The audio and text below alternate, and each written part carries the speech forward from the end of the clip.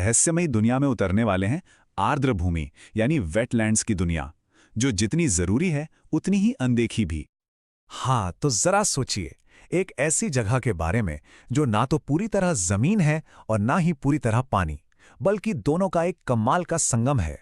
एक ऐसी जगह जो जिंदगी से लबालब भरी हुई है और हमारे प्लैनेट के लिए चुपचाप बिना किसी शोर शराबे के कुछ बहुत ही जरूरी काम करती है।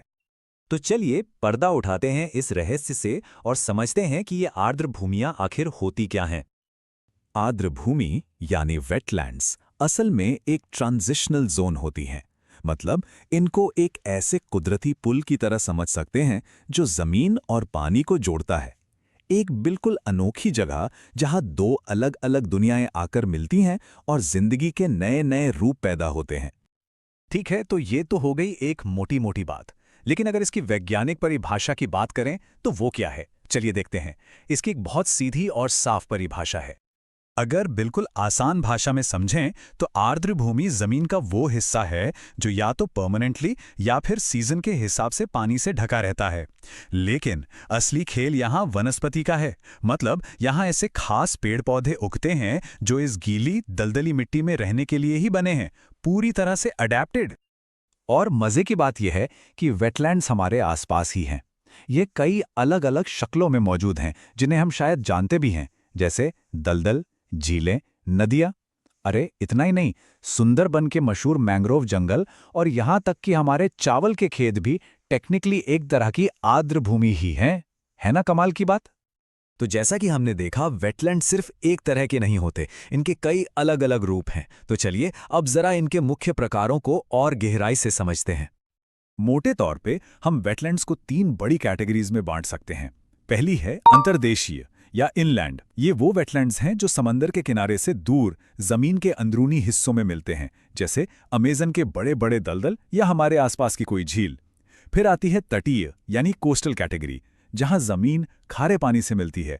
इसका सबसे अच्छा उदाहरण है सुंदरबन के घने मैंग्रोव। और तीसरी कैटेगरी है मानव निर्मित। जी हां, वो वेटलैंड्स जो इंसानों ने खुद बनाए हैं, जैसे चावल के खेत या फिर बड़े बड़े जलाशय। ठीक है, तो अब हम ये जान चुके हैं कि वेटलैंड्स क्या हैं और कितने तरह के होते हैं।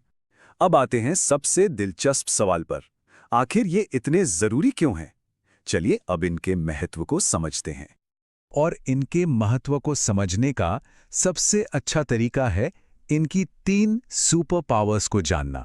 जी हां, इनके पास 3 ऐसी जबरदस्त महाशक्तियां हैं जो हमारे प्लैनेट को हेल्दी रखती हैं।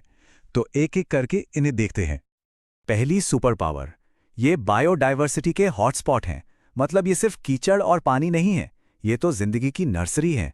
जरा सोचिए, हजारों किलोमीटर दूर से उड़कर आने वाले प्रवासी पक्षी यहीं आकर आराम करते हैं। अनगिनत तरह की मछलियां यहीं अंडे देती हैं और न जाने कितने दुर्लभ पौधे यहीं अपनी जड़ें जमाते हैं। ये तो कुदरत के सबसे बिजी और चहल पहल वाले शहर हैं। दूसरी सुपर पावर है जल संरक्षण। वेटलैंड्स को हमारे प्लैनेट की किडनी समझ लीजिए, बिल्कुल वैसे ही काम करती हैं। ये पानी में घुले प्रदूषकों को छानकर उसे कुदरती तौर पर साफ करती हैं। और तो और, ये एक बड़े से स्पंज की तरह काम करती हैं, जो भारी बारिश के एक्स्ट्रा पानी को सोख लेती हैं और बाढ़ को रोकने में मदद करती हैं। ये हमारे वाटर साइकिल का एक बेहद जरूरी हिस्सा है। और तीसरी सुपर पावर, वो सीधे हम इंसानों से जुड़ी है। जैसा कि इस कोट में कहा गया है, कई आर्द्र भूमियों का गहरा धार्मिक और सांस्कृतिक महत्व है। सदियों से ये जगहें हमारी संस्कृति और हमारी आस्था का एक अटूट हिस्सा रही हैं। जैसे भारत में गंगा नदी के किनारे बने पवित्र घाट, या फिर दुनिया भर की कई संस्कृतियों की लोक कथाओं में इन जगहों का जिक्र मिलता है। तो इस पूरी बातचीत के बाद हम आखिर किस नतीजे पर पहुंचते हैं? चलिए, जो भी जरूरी बातें हमने सीखी हैं उन्हें एक बार फिर से दोहरा लेते हैं। तो सबसे बड़ी बात यह है, आर्द्र भूमियां यानी वेटलैंड्स हमारे ग्रह के वो अनसंग हीरोज हैं जिन पर हम ध्यान नहीं देते। ये बायोडाइवर्सिटी को पालती पोसती हैं, हमारे पानी को साफ करती हैं और हमारी संस्कृति को भी अमीर बनाती हैं। एक हेल्दी प्लैनेट के लिए ये सच में बेहद जरूरी हैं। दुनिया के वेटलैंड्स यानी आर्द्र भूमियों के बारे में और समझेंगे कि ये हमारे लिए कितनी ज्यादा जरूरी हैं। चलिए एक सवाल से शुरू करते हैं। सोचकर देखिए, धरती पर ऐसी कौन सी जगह है जो पूरी सतह का सिर्फ 6% हिस्सा ही घेरती है? लेकिन दुनिया की 40% प्रजातियों को जिंदा रखती है। जी हाँ, इसका जवाब है वेटलैंड्स। और ये नंबर 40% वाकई में चौंकाने वाला है। मतलब जमीन का इतना छोटा सा हिस्सा, लेकिन जीवन के लिए इतना बड़ा सपोर्ट सिस्टम। तो चलिए इसी बारे में और गहराई से जानते हैं। ये हैं हमारे प्लैनेट के वो हीरो जिनके बारे में ज्यादा बात नहीं होती, और हाँ, ये सिर्फ दलदल से कहीं ज्यादा हैं। और हम इंसानों के लिए ये क्यों इतने जरूरी हैं? अरे, ये हमें साफ पानी देते हैं, खाने की चीजें देते हैं, बाढ़ से बचाते हैं, और तो और क्लाइमेट चेंज से लड़ने में भी मदद करते हैं। मतलब हमारी जिंदगी के लिए ये बहुत ही जरूरी हैं। लेकिन एक बहुत बड़ी और गंभीर समस्या है, ये तेजी से गायब हो रहे हैं। ये पूरा का पूरा इकोसिस्टम ही आज एक बड़े संकट में है। ये फैक्ट शायद आपको हैरान कर देगा। हम सब जंगलों के कटने की बात तो बहुत करते हैं, है ना? लेकिन दुनिया अपने वेटलैंड्स को जंगलों के मुकाबले 3 गुना ज्यादा तेजी से खो रही है। 3 गुना, ये एक बहुत बड़ा खतरा है। 64%। सोचिए जरा, 1900 के बाद से यानी लगभग 100-125 साल में ही हम दुनिया के 64% वेटलैंड्स को खो चुके हैं। ये बहुत बड़ा नुकसान है। और बस यही वजह है कि आज वेटलैंड्स को बचाना इतना जरूरी हो गया है। ये 2030 तक सस्टेनेबल डेवलपमेंट गोल्स को हासिल करने के लिए एक बेहद अहम काम है। तो इसका हल क्या है? चलिए एक ऐसे ग्लोबल एग्रीमेंट को देखते हैं जो सिर्फ इनकी रक्षा के लिए बनाया गया है, the Ramsar convention on wetlands. इसकी कहानी शुरू होती है 1971 में। ईरान के रामसर शहर में वेटलैंड्स पर इस कन्वेंशन को अपनाया गया था, और भारत भी 1 फरवरी 1982 को इस मुहिम का हिस्सा बन गया।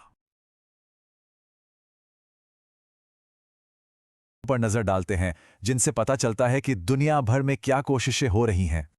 आज दुनिया के 172 देश इस कन्वेंशन से जुड़े हुए हैं।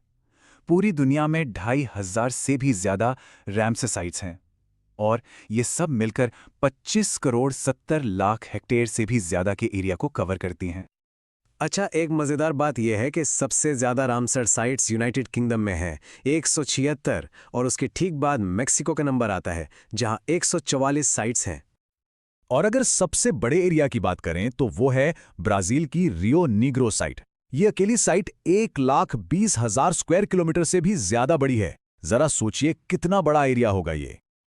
अब बात करते हैं भारत की। अपने देश में भी 98 से ज्यादा रामसर साइट्स हैं। इनमें तमिलनाडु 20 साइट्स के साथ सबसे आगे है, और उसके बाद उत्तर प्रदेश का नंबर आता है। तो ये तो हुई अब तक की बात।